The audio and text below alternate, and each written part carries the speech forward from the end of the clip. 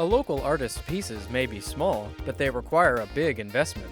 I learned more about his glass-encapsulated miniatures. Well, I started with the traditional ships and bottles, but then I got into children's whimsy.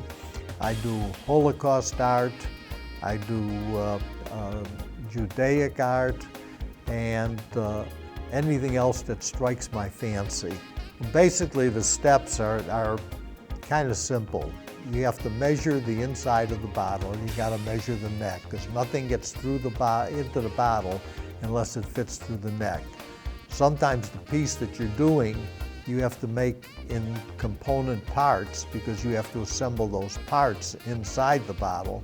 If you're making a traditional ship in a bottle, the cross mats or spars are tied in such a way that you can turn them on an angle vertically, and the total mast sits on a piece of wire, and the wire goes into the hull, and the mast just turns down. The smallest pieces I've done are in flashlight bulbs, but I've done some pieces in half-gallon bottles.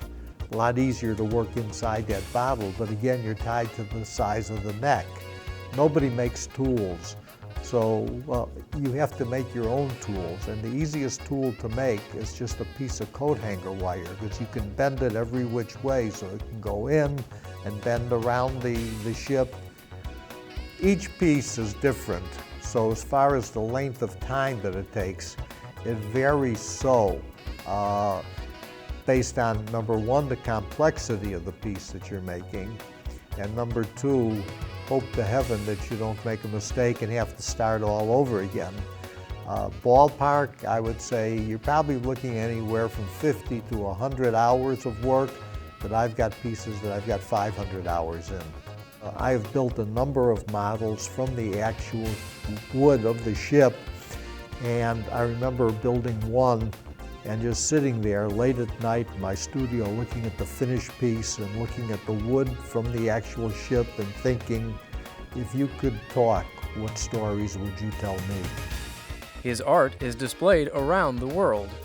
I have pieces, the Japanese Ships and Bottles Museum in Osaka. I've got pieces at the Royal Danish Naval Museum. I've got pieces at the San Diego Maritime Museum, the Houston Maritime Museum. The Smithsonian has one of my pieces. I've got pieces on display at the Holocaust Museum here in Houston, and I have a piece going to the Holocaust Museum of the State of Israel. He enjoys the challenge and hopes others will give it a try. It's not a matter of rebuilding the same thing over and over again. It's a matter of each piece you have to figure out how you're going to first build the piece in such a way that you're going to be able to get the components inside of whatever the glass container is, and then it's actually proceeding and doing it. I would love people to get interested in the art. As I said, it's really a dying art form. When you got 100 people out of 300 million in this country doing it.